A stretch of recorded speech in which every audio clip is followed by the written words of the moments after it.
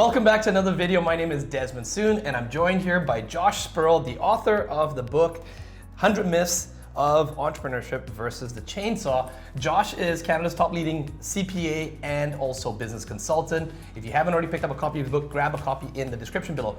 Today's topic is about preparing your financial statements. And a lot of people have this myth here, Josh. Myth number 74 is that you need a complicated income statement. And business owners are wasting so much time and doing it incorrectly. What's your take on this? It's probably the number one mistake that business owners make in their financial statement is they think that they need this massively complex profit and loss statement or income statement. They're the same thing, by the way. So, and a lot of it has to do with the way they train accountants. Right. In school, they teach us that more complex is better, right? But in the business world, simple is always better. And the average business owner, if you've taken business school, you've gone to it, probably learned a bit of accounting. Yes. And we were taught what accountants spend 4 years or more or 7 years to learn, but we're trying to cram it all in within, like 1 or 2 classes in a semester and then try to implement it in our business, right? Yeah, and if you gotta, understand that 96% of the people who graduate from school are gonna go work for a company. Right. The accountants included, right? Right. And so the things that make sense to do in a big business make very little sense to do in a small business, okay? And the number one thing that we see is a chart of accounts that's too big, okay?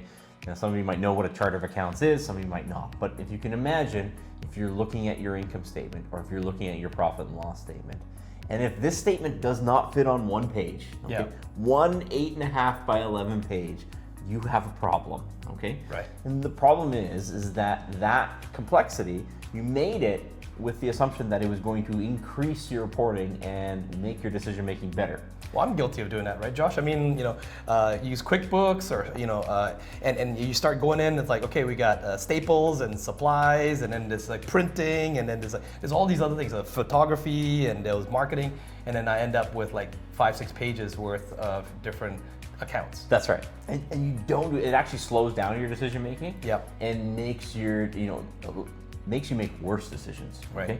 What it generally results in is classification errors. Okay. What does that mean? So let's say you had printer ink. Yep. And that's one of your expense accounts. Okay. Yep. And then you also have office supplies. Right. Okay. So 1 month you're classifying it as office supplies. Okay. The next month you classify it as printer ink. Then you pick up your income statement or your profit and loss statement. And you look at the printer ink. And it's like, why has my printer ink gone up? It actually hasn't gone up. Just last month you put it as office supplies. Right. Now that might seem like a small example, but the more accounts that you have, the more classification inconsistencies that you'll have. Right. And that's just a cold hard fact, right? And you have a quote here in the book too, as well, too, Josh. It says 60% of small business owners feel they're not very knowledgeable about accounting and finance, right? But yet we try to do it ourselves to save a few $100s on paying a bookkeeper and a CPA to do it for us. That's right. And even like a low-level accountant will make this mistake. They'll make it too complicated, right? Right. And then a high-level accountant will cut right through the noise and see that these actually don't matter. Right? Okay. And so there's a lot of as a general rule of thumb, when we're looking at these expense accounts, we're generally not really hesitant to put an expense account on the profit and loss if it has less than $10,000 of activity during a year. Okay. Unless it's specifically necessary for a specific reporting standard or a tax requirement that I have to separate it, then $10,000 is usually the threshold, right? Right. You have to imagine, like big companies, they have a materiality or a level of significance of $10,000. So you imagine in a big company where they know that there's a $10,000 mistake, and they're still going to sign their name to a set of audited financial statements because it's actually not significant in the scheme of things, right? Right. And then we have small business owners, and they think that they're getting a leg up by creating an expense account that has $132 worth of expenses in it during the year. Right. It actually just doesn't matter. And they're staying up late at night doing this instead of doing marketing or sales or hiring and all the other areas that they should be focusing on. That's right. And they're not making the good choices because they can't sit there and look at one 8.5 by 11 piece of paper and understand this is where I'm going this month, right? Okay. And so you have to remember when we're looking at a profit and loss, we have the revenue at the top. Yeah. Okay. We have the cost of sales, the direct cost after. So, what is it? Your materials, what's your direct labor cost, and what is your gross margin? Yes. Okay. Under that, we start getting down into the overhead expenses. Yeah. Okay? The main overhead expenses in almost every single business is, what's your administrative labor? Yep. Okay. And what is the cost of your space if you have a physical bricks and mortar business? Yeah, like a rental and something. Most of the overhead expenses after that are what I like to call as white noise. Okay. Right? They actually don't matter that much, right? And so most businesses are won and lost on, what's my sales? Do I have enough sales? Yeah. Do I make a margin on my sales after I pay for the, the direct inputs, the materials and the labor to produce whatever I'm producing? Okay? Yeah. I have my gross margin. Yeah. Okay. And then under that, I have what's my administrative labor and the cost of my space. Yeah. Almost everything under that is noise. But what about like gas, or what about the trucking or the maintenance of the truck that we had to do, or what about the flyers we had to print and stuff like that? Don't those also matter? Let's take those flyers for example. Yeah. Right. How much were those flyers? Maybe those flyers cost you $400. Right. Okay? And all of your advertising combined costs you $12,000 in a year. Right. We don't need another account for flyers. Right.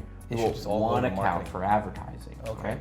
And you got to think about it, is our advertising effective, right? If I have my revenue on this page, and then I have my Google ads on this page, and then I have my flyers on page 3, and I sit there and look at that, you're not going to be able to put everything all together. You can't put it together in your head. Is my advertising effective or not? Because that's the real question of what you're asking yourself.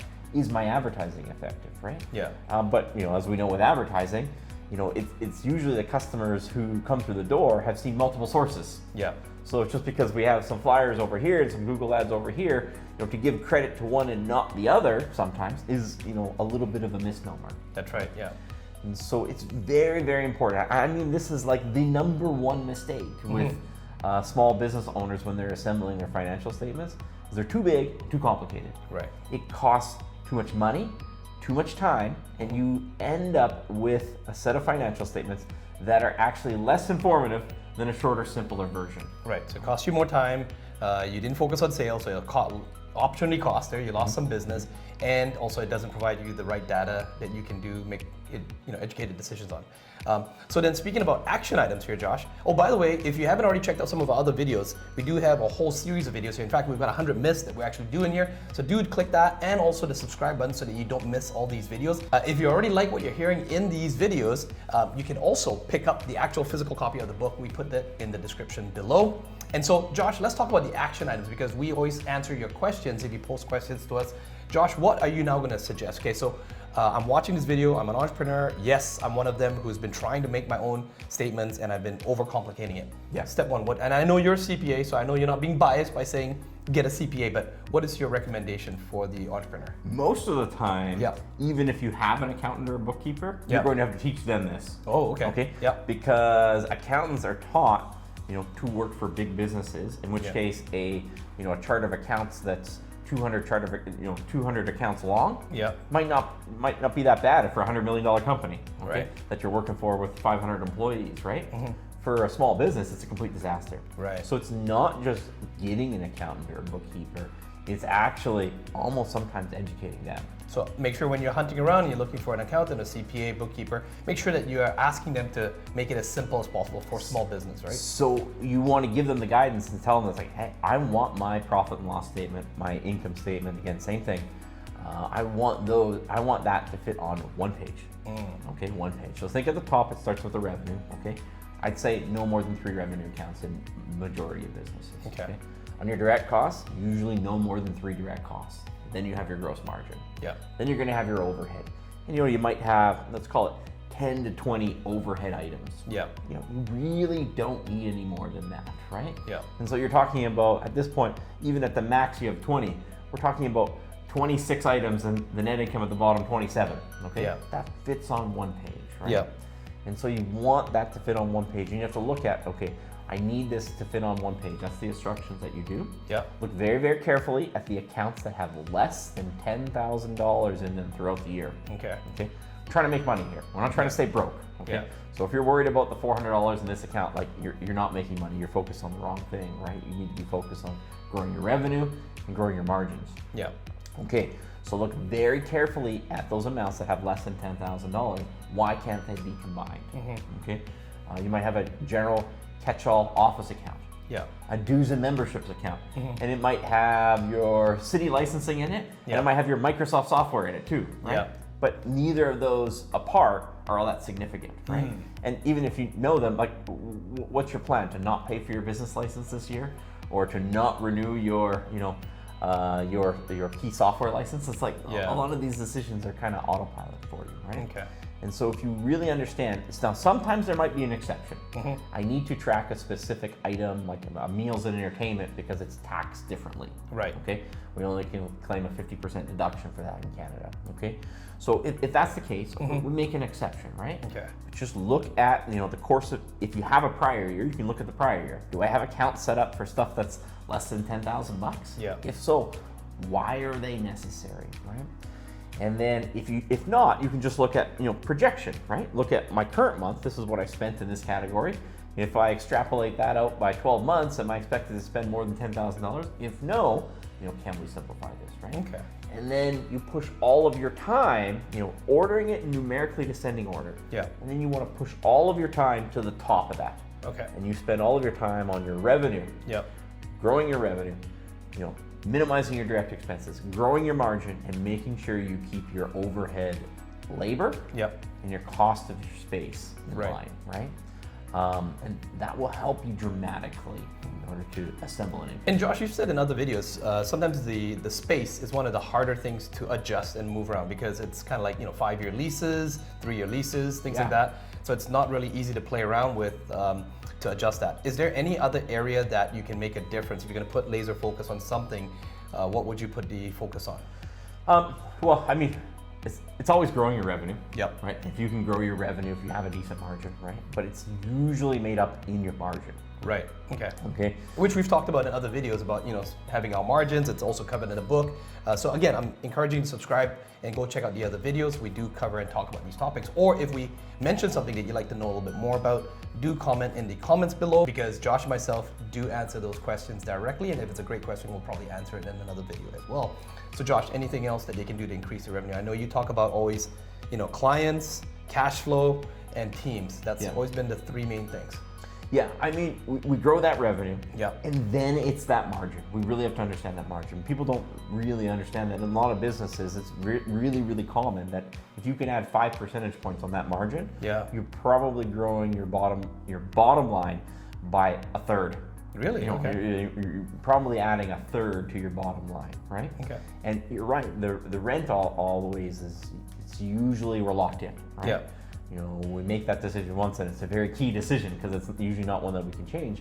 But then it's your overhead labor. Yeah. So we talk about these things that are a little bit more work to too much work to separate out. Yeah. But then some people don't know the difference between their direct labor and their overhead labor. Yeah. That's one of those areas where let's spend some time in there, because if you want to make a real difference on your bottom line, you might not be able to get out of your space, but you can lay off an overhead labor.